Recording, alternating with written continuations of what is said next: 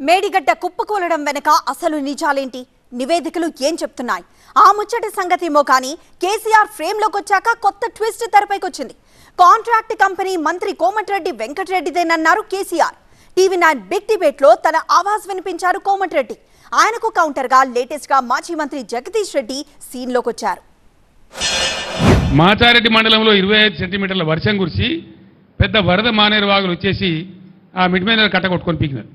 అది కట్టినోడు ఎవడండి? ఇలా అడ్డం పొడుగు మాట్లాడే కోమటిరెడ్డి వెంకటరెడ్డి మంత్రి, ఇలా మంత్రి. వాళ్ళ కంపెనీ వాళ్ళ అమ్మ పేరు మీద ఉండే కంపెనీ వాళ్ళు కట్టిండ్రు.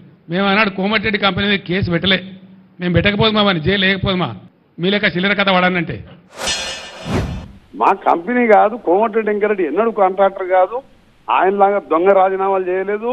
నా గురించి కంపెనీలో కానీ నేను 7 సార్లు పోటీ చేసిన, నా ఆస్తుల వివరాలు 7 సార్లు ఒకటే ఉన్నాయి. ఒక ఆస్తి ఒక గజం బెగరలే.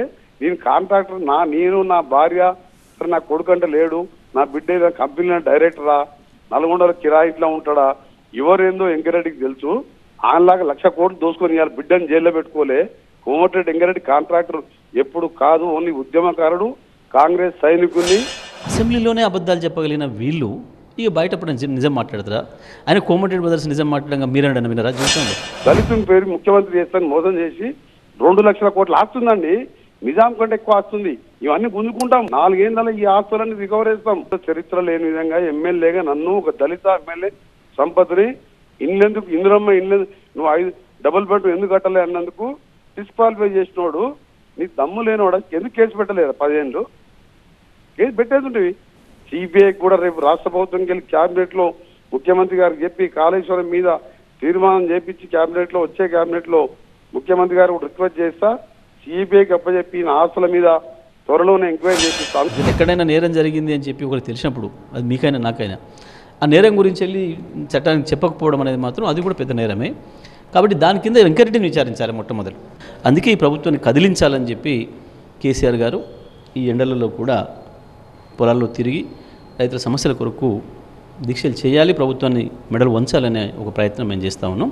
ఇప్పటి వరకు కూడా అభ్యర్థులు నిర్ణయించుకోలేని ఏకైక పార్టీ కాంగ్రెస్ పార్టీ, మీకు అర్థమైంది.